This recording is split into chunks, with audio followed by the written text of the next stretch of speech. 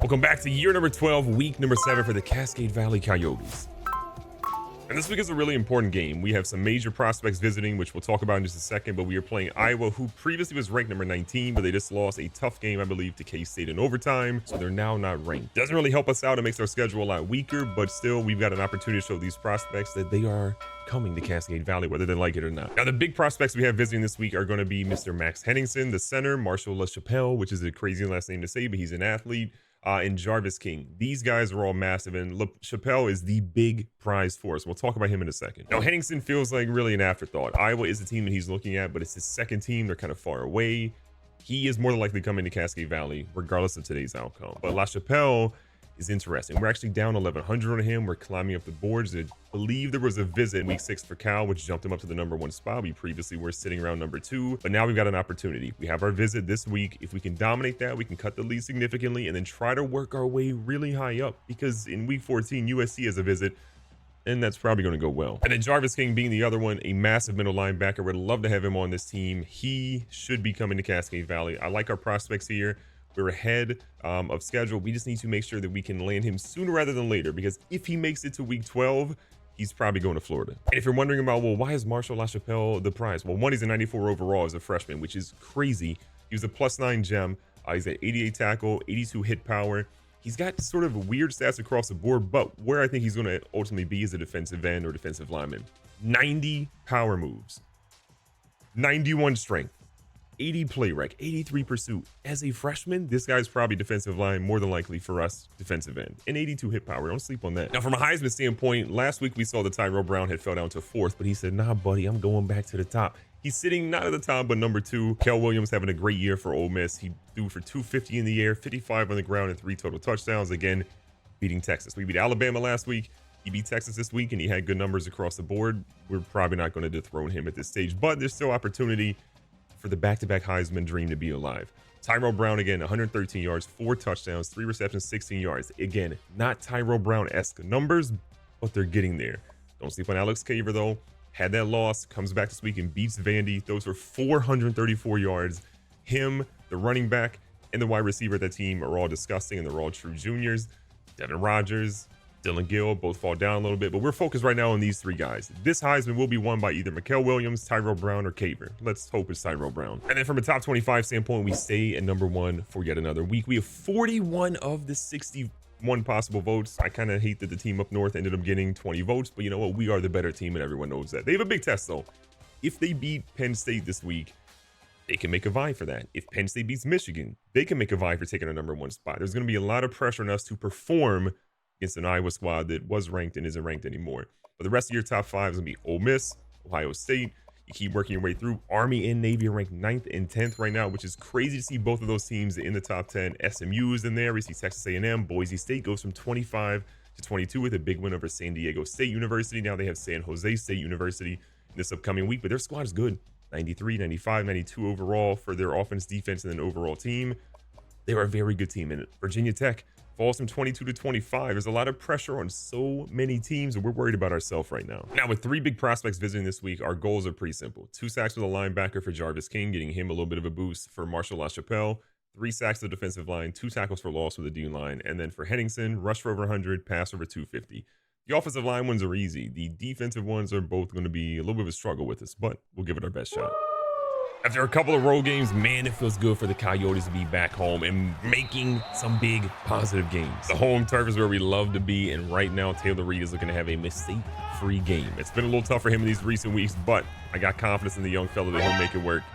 Reed, again, not a lot of speed, so he cannot outrun like Fullwood used to in these previous seasons. 3rd down, 5 yards to go. They're putting so much pressure on Reed, and he just has to get rid of it. He pump fakes. You got to get rid of it, young fella. The freshman makes a terrible mistake in Iowa, who was ranked, is showing that maybe they still got something this season. Doing our best here. 3rd down, 6 yards to go. We're trying to get pressure on that quarterback. They go with the screen. Desmond Simmons is that guy, pal. Coach Mervin McMervin was so hyped over there, he almost tore a hole in his suit. You know them arms are a little built right now. High-fiving his players after a crazy play by Desmond Simmons, and then Tyrell Brown nearly dies. Reed and company just trying to get the offense going right now. A wide-open Joe McBride, and Joe McBride, not the fastest man on the planet, and he's showing it here as he's brought down at the 11-yard line, but 54 yards later, it's looking good. When you're the #1 team in the nation, every single team is looking for you. They have a target on your back, and they are trying to make sure that you don't get anything, and they are going to try their best to give you everything they have to make sure that you fall in the rankings. Brown looking solid there with a 9-yard run. We're going right back to him here as the pressure's coming from the defense. We go to the left-hand side away from the blitz, and we've got the first touchdown of the game. Iowa again feel a little bit of a pressure. Their run game was slowed down somewhat there, but Deshaun Bickham is insane. This is the best running back we faced all season by far. Taylor Reed looked great in his last drive, trying to improve on that. Right here, says Butler into the backfield. Rolling a little bit, sees an opportunity again. Not the fastest player on the field, but he will get you some yards when you need him. 2nd and 5, Reed back under center here. Sees the blitz, gets one off to Mikael Smith, and you know what Mikael Smith is going to do, fight for his bread. Mikael Smith is off of a fantastic week last week where he had 2 receiving touchdowns. He's trying to keep the momentum going here. It's Taylor Reed. Look at the young fella. He's showing that he's got some legs, and the defense better respect. Jay Bohm comes out of the slide and in the backfield here, sets beside Reed and Brown. Tyrell Brown in the open field is dangerous for anybody, and he doesn't make the signature juke we're used to seeing, but it's still an 8-yard run. Staying a shotgun, a 2nd and short. Rolling a little bit, got a guy. Reed's going to find Butler, and Butler making a miss as he slides down to the 15. It's actually exciting to see Taylor Reed throw the ball on the run and actually have it completed because he has struggled in that department a lot this season. And look at this, Jay Bohm wide open, and boom! The athlete's in the end zone. Iowa looking for something big here. They drop it off for a short yardage spot. Boyko is nearly there, but I think he's in field goal range right now for Iowa instead. Just like that, Iowa's going to line up here looking for a deep field goal. From roughly the 35 will be a 52-yarder. That one is going to be short, and Iowa is going to give us the ball in midfield after a kick that needed probably about 5 or 6 more yards. If you're Cascade Valley, it's exactly what you're looking for here. An opportunity to keep shining. This is not probably our best decision though. Taylor Reed, we thought it was maybe single coverage. We thought the safety would slide over. He did not. He took the ball and said, I'm going the other way. You live by the deep ball, you sometimes die by the deep ball as well. They go right back to the run, and it's that man, Deshaun Bickham. He's a problem. I think one of the scariest things for us right now is that if Iowa were to somehow get back in this game, which is entirely possible, having to stop Bickham would be one of the scariest things we have to do. They go with the read option. Lanier is going to try to get there. He can't. Christoph Houston and company bring him down, but it needs Wilson and Houston to bring him. 2nd and 1. Iowa lining up in a pistol set. Trying to get to the quarterback. We do, but it's an absolute dot underneath to Barry Robinson. Sills in the backfield. We stopped him pretty much every time they try to go to him. They go with the run with the quarterback, and Lutz is out of here, buddy. A huge first down, and again, Iowa's running game is what we were worried about, and they're showing that it is definitely a problem. 2 running back set. They've run a lot of options out of this. Not this time. Lutz looking for anything, and he slides. He saw Manjiro, and he knew that was going to be a headache. Trying to get into the backfield. They keep it with the QB again, but this time he gets indecisive and loses the yard because of it. Trying to get in the backfield, put a lot of pressure on Lutz. He feels the pressure, but throws an absolute dot to Cohen, and Cohen is in to the 1. They say he's not in the end zone. A terrible cut by him should have been a guaranteed touchdown. 1st and goal. The quarterback, beyond tire, goes for a read option, and good Lord, he gets in easy. 2nd and 19. The pressure again is here. Thornhill's actually in the game now. There might have actually been an injury to Reed, which could be devastating for this team right now. So again, the update here is Taylor Reed has the injury of bruised ribs. We're keeping Thornhill in until he's ready. The challenge here for Cascade Valley is you've got a young freshman quarterback who's already gotten hurt, a little banged up. Now we have, again, Roderick Johnson in at quarterback because they're running a read option play out of the Wildcat, and we didn't realize it. We'll kick at the field goal. 38-yarder kicking has not been our forte. It's really been our only Achilles heel. Materko's distance might be like 40, 42 yards because that 38-yarder was way too close. 30 seconds left. Reed needs to drive this team down the middle of the field and get some points. And Carnell Killens coughs it up, but oh my God, what a recovery here by Jeremiah Butler. Things getting a little wild here. We have 1 timeout remaining right now. Tyrell Brown is going to get this ball, make a move, and we are cooking right now with 19 seconds left. 1 timeout remaining. Beautiful ball. That one gets to Butler. We're going to call a timeout with 9 seconds to take 1 more shot at the end zone. Huge opportunity to get some points on the board. We don't have a ton of time. McBride. That is a beautiful dot that was nearly intercepted, but McBride said, that's mine. Picked back up here in the 3rd quarter. Iowa had an opportunity to start the drive strong. They did not. So the ball comes right back in Cascade Valley's hands with an opportunity to make something cool happen. Taylor Reed doesn't like what he's seeing. Has a guy across the backside left of the field, but you cannot make that throw, so you got to go ahead and leave it up. But as good as the offense has been, we've also really kind of neglected Tyrell Brown in the run game, so we want to make sure we get that right back going. And Tyrell Brown looking great here with another 11-yard run. Keeping it going, first down. Jeremiah Butler, beautiful route, and oh my God, what a spin move to get him 16 yards. Keeping it moving here, Reed. He's been magnificent today.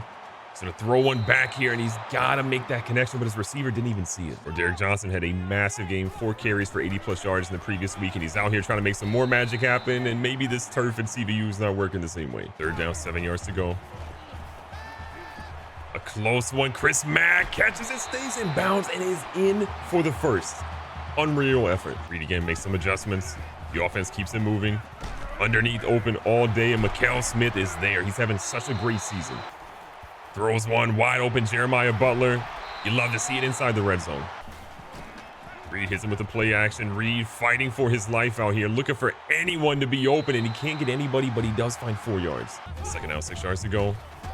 Tyrell Brown again pushing forward and gets 7. It has not been a pretty game for him, but it has been effective. 3-man front for Iowa. Doesn't really feel like a good approach against what our run attack has been. And look at Tyrell Brown. Try to turn the corner, but he doesn't quite get where he needs to. But still, 4 yards is 4 yards. Taking a lot of time off the clock right now to make sure that Iowa doesn't have a lot of time to really do anything on their side. Or Derek Johnson, the former touchdown vulture, renews his ability to be the touchdown vulture and gets one for Cascade Valley. Brown and company know that we've got to get the run game going. Again, it's been such an important part of this team, but it's just been sort of pedestrian these last few weeks. 2nd and 9, the safety's blitzing. That's beautiful because we have the perfect play call for that one. And Joe McBride nearly stiff arms a man to death. Approaching the middle of the field. Tyrell Brown losing himself a little bit. If he goes back to the right, he's probably gone. Their court is winding down now. Or Derek Johnson across the middle is going to have a case of the dropsies though and loses it to make it 3rd and 6. 3rd down, 6 yards to go. Taylor Reed has a chance. Just doesn't have the arm on the throw on the run. We saw him a little late. He did get late separation, but it just did not work. And even with this situation where the game is where it is, Coach McMervin will go for it more often than not. He dumps it off to Tyrell Brown, who's trying to fight for his bread, and he does. 9 yards is more than enough. Iowa pretty heavy here. For Derek Johnson, still struggling. I don't know if it's the offensive line or the running backs, but we have struggled a bit today. Kel Smith slides in the backfield as the final play of the 3rd quarter lines up. Reed is going to pitch this one out. Mikael Smith, ankles being taken left and right, but it's only good for 6. 3rd down conversions haven't exactly been great for us. 3 for 6 in the afternoon. Trying to get one here, though. Tyrell Brown zooming, and then he runs into an unstoppable force. Keeping the run game going again. Brown finds some room. Can he finally have a big run? He can. Tyrell Brown looking like his freshman year again.